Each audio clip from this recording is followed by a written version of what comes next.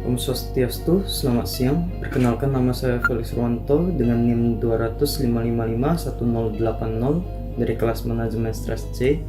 Jadi hari ini saya akan menceritakan pengalaman saya dalam mengikuti perkuliahan manajemen stres dalam waktu 1 semester ini.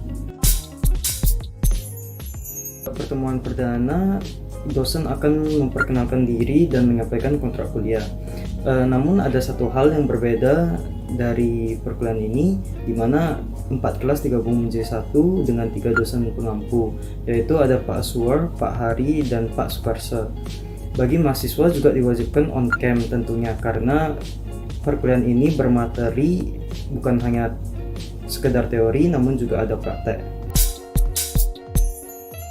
Pada pertemuan kedua diberi penjelasan materi tentang pengertian, hasil penelitian, mitos dan fakta tentang stres.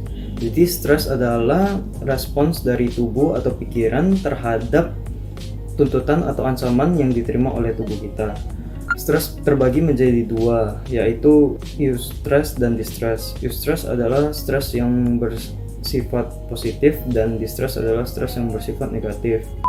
Hasil penelitian mengatakan bahwa stres negatif atau distress dapat mengakibatkan kerugian hingga ratusan miliar.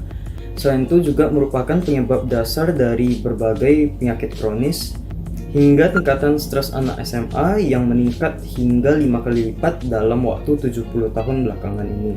Dari hal tersebut muncul mitos dan fakta sebagai berikut. Mitos yang pertama adalah kita harus stres dahulu baru dapat sukses. Padahal faktanya itu adalah stres dapat membuat orang yang pintar melakukan hal-hal yang bodoh. Yang kedua, semua stres itu jelek. Padahal faktanya tidak semua stres itu jelek. Ada yang stres bersifat baik, di mana stres tersebut dapat mendorong kita untuk melakukan pekerjaan sesegera mungkin. Kemudian mitos selanjutnya itu tidak ada yang dapat kita lakukan untuk menangani stres. Padahal faktanya memang stres itu sulit untuk ditangani, namun dari diri kita sendiri kita dapat merubah sikap dan cara pandang kita agar merespons stres tersebut dengan lebih baik. Pada pertemuan ketiga kita diberikan materi tentang mengidentifikasi stresor, manajemen stres, dan cara untuk melatih manajemen stres tersebut. Jadi stresor itu adalah segala sesuatu, baik berupa fisik maupun psikologi, dari rumah, kantor maupun lingkungan lainnya yang dapat membuat tubuh kita menjadi stres.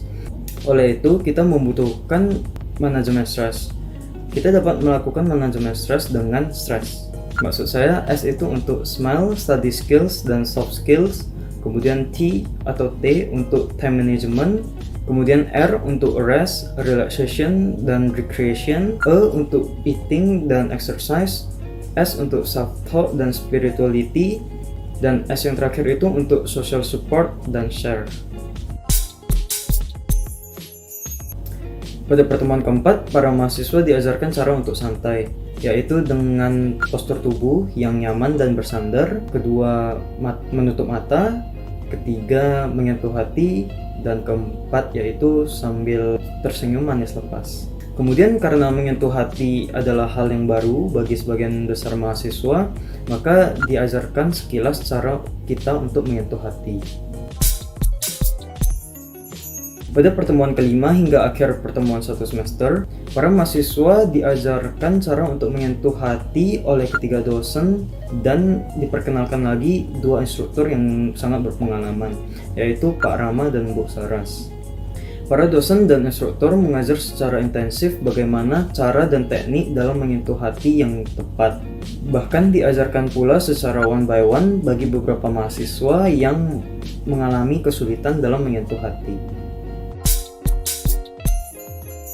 Menurut saya, manajemen stres ini sangat dibutuhkan bagi para mahasiswa, mengingat level stresnya jauh berbeda dibandingkan saat berada di sekolah menengah. Selain itu, menyentuh hati juga dapat dilakukan di mana saja dan kapan saja, memungkinkan kita dapat menangani atau menekan stres yang dapat datang kapan saja secara efektif dan efisien.